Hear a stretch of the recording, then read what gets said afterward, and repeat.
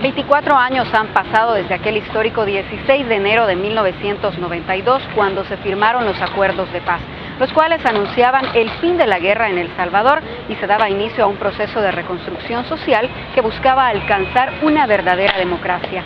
Bienvenidos a Memoria Viva, acompáñanos a hacer un recorrido por los hechos y personas que han marcado nuestra identidad.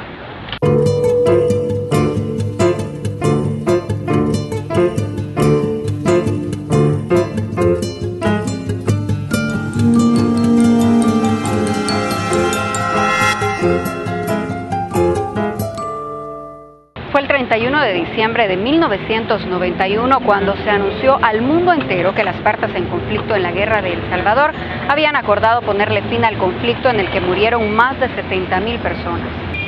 Ese anuncio que el pueblo recibió la noche de Año Nuevo se materializó el 16 de enero de 1992, cuando en el Palacio de Chapultepec, en México, se firmaron los acuerdos de paz entre el gobierno de El Salvador y el FMLN. Pero llegar hasta ese punto de firmar la paz no fue nada fácil. Hubo todo un proceso de negociaciones a lo largo de muchos años, con altos y bajos, con forcejeos y cuestionamientos. Para entender mejor ese proceso, hemos preparado el siguiente reportaje. Transcurría el mes de octubre de 1989, cuando el secretario general de las Naciones Unidas, señor Javier Pérez de Cuéllar, anunció en Asamblea General y ante el Consejo de Seguridad un interesante acuerdo. Dos fuerzas enfrascadas en una guerra fratricida por fin suscribieron un acuerdo de negociación, fechado el 15 de septiembre del mismo año, con aspiraciones de alcanzar la paz en El Salvador por la vía política. Cuando ya se dio la ofensiva, se demostró primero que la guerrilla tenía potencialmente capacidad de derrotar incluso al ejército gubernamental, que después de eso lo que le quedaría, digamos, al gobierno norteamericano, que en ese momento apoyaba, era la intervención directa. Pero la intervención directa también tenía una enorme cantidad de problemas y dificultades en el contexto político, tanto nacional como internacional, en que se inscribiría. Por lo tanto, lo que se viabilizaba y lo que la misma guerrilla ofrecía era una búsqueda de una solución política negociada, con una condición que quedó establecida en el Acuerdo de Ginebra. Se va a negociar sin que haya un cese del fuego previo. Yo creo que la guerra había llegado a un agotamiento de las partes, por un lado, y a una exigencia cada vez mayor de la población de que la paz fuera un hecho y se lograra. Ante ello, hubo una decisión que considero muy buena, que es la de acudir a la ONU como mediadora, porque la ONU como institución de todas las naciones del mundo tiene una capacidad de presión, incluso como mediadora, mucho más fuerte que cualquier otra institución.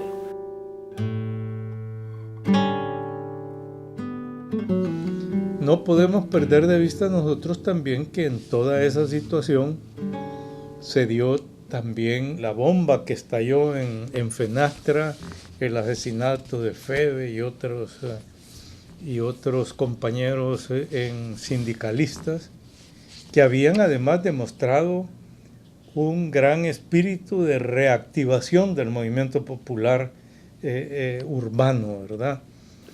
Sin embargo, también hubo resistencias a este proceso. Es un proceso que el propio Pérez de Cuéllar se inicia en septiembre, pero Pérez de Cuéllar lo anuncia en octubre, e inmediatamente los sectores más enemigos de la paz comenzaron a tratar de conspirar y de conspirar, aumentando la represión. Es evidente lo que pasó en Fenastras, que hay que enmarcarlo dentro de esta visión que anunciaba un próximo paso hacia la paz importante. La guerrilla contestó a la represión con el ataque a la capital, la ofensiva hasta el tope, que solían llamarla entonces, y eso creó una situación también de tensión fortísima. La reacción de los militares fue tratar de eliminar a todo aquel, no solamente que le pareciera aliado de la guerrilla, sino a todo aquel que trabajara por la paz. Yo creo que en ese contexto hay que ubicar no solo el asesinato de los jesuitas, sino también las conversaciones en favor de un golpe de Estado que le quisieron dar a Cristiani sectores de la ultraderecha salvadoreña, en esas mismas fechas prácticamente. Habíamos tenido con estos diálogos de La Palma, de Ayagualo y de la Nunciatura, y el que se había frustrado en el oriente del país, en Cesori, tenían una debilidad de diseño, si se quiere, y era que estábamos negociando con quien no tenía poder real de negociación, que era en ese momento el presidente Duarte. Ni lo dejaban los sectores más ultraderechistas salvadoreños, tanto civiles como militares, ni los sectores más ultraderechistas en el gobierno de Estados Unidos. Entonces, Duarte estaba, como quien dice, esposado de pies y manos para negociar, y eso hacía que aquello era un juego de nunca acabar. Este acuerdo de Ginebra montó las bases reales para la consecución de la paz. Para ello, las partes en conflicto elaboraron una agenda general y un calendario que fue firmado en Caracas, Venezuela, el 21 de mayo de 1990. Sí, efectivamente, fueron 7 puntos, como plantea el acuerdo de Caracas, que había que discutir y pormenorizar, ¿verdad? Desde luego que allí estaba, en los acuerdos políticos, estaba todo lo relativo a Fuerza Armada, a derechos humanos, al sistema judicial, a reforma constitucional, es decir, todas las cosas que fueron paulatinamente.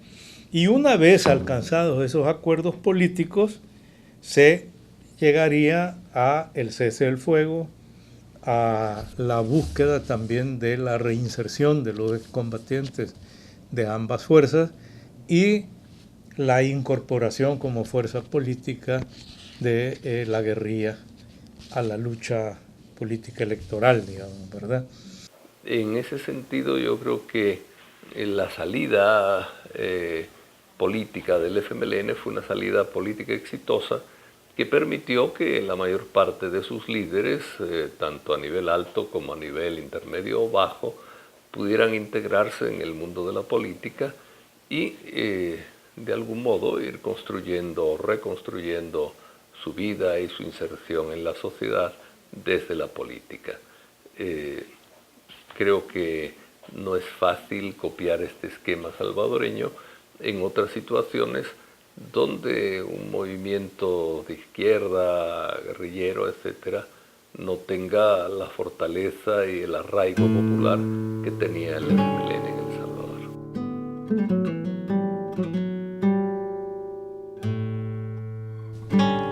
Como se había acordado cuando se formó también COPAS en México, la creación de la Comisión de la Verdad, allí se planteó por las fuerzas guerrilleras la disposición a que los acuerdos de la Comisión de la Verdad se cumplieran como la Comisión de la Verdad lo planteaba. No importa a quién pudiesen, entre comillas, afectar, ¿va? Y a qué niveles de los jefes, mandos, etcétera, pudieran afectar fuera de la guerrilla, fuera del ejército, o de los civiles involucrados también con ambas fuerzas, en donde quedó consignado que se iba a aceptar la amnistía, excepto para aquellos casos que la Comisión de la Verdad considerara no amnistiables.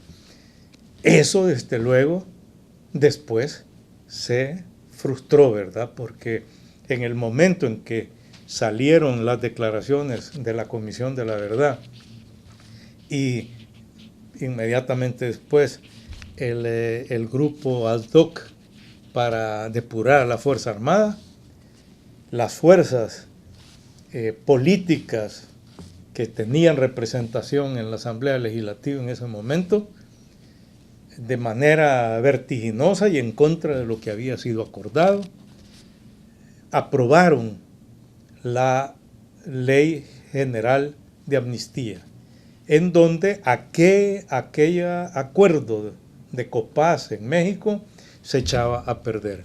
Hubo de parte de quienes estaban negociando un intento serio de buscar la paz. Y hubo también una magnífica mediación. Yo creo que el hecho de que el secretario general fuera latinoamericano, el hecho que nombrara a un diplomático realmente muy inteligente y muy experto en cuestiones de negociación, como Álvaro de Soto, contribuyó también notablemente a este proceso. Los acuerdos finales de paz serán suscritos en la Ciudad de México el 16 de enero de 1992. Las partes se comprometen a mantener la atmósfera necesaria para continuar y profundizar las decisiones unilaterales que han tomado para evitar toda actividad militar. Nueva York, 31 de diciembre de 1991.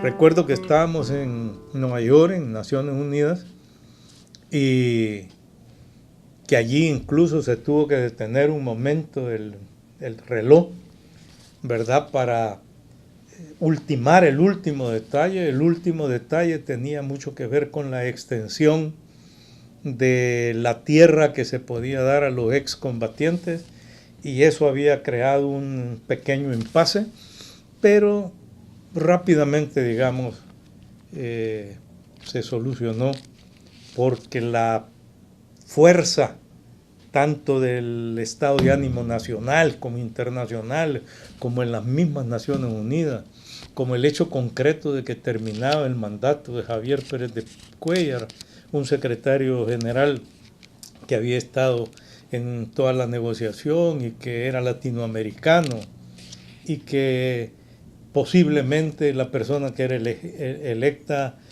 como todo el mundo se comentaba en Naciones Unidas, a ser de origen africano, y que no sabíamos qué importancia le podía dar a esto, aunque después resultó que el señor Kofi Annan le dio una importancia muy grande a que se cumpliera a cabalidad con los acuerdos. Se hizo todo el esfuerzo necesario para que la ejecución no quedara a medias, ¿verdad? Bueno, claro, cuando ya vimos que se firmaba el cese definitivo, ya estábamos convencidos que los acuerdos de paz estaban a la vuelta de la esquina. Realmente fue un momento como de mucha alegría, de darle gracias a Dios, porque bueno, había predominado en la conciencia de nuestros compatriotas el esfuerzo por construir la paz, y un momento también de fraternidad, ¿verdad? Y de decir, bueno, hay un nuevo comienzo para El Salvador, hay una nueva realidad, construyamos algo distinto, que la guerra no tenga posibilidad nunca más, etc. Fue un momento de mucho optimismo y de mucha alegría.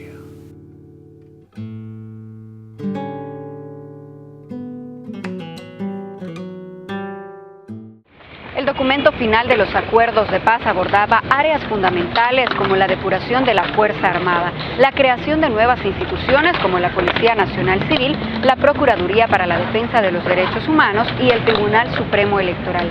Hacemos una pausa y regresamos con más de Memoria Viva.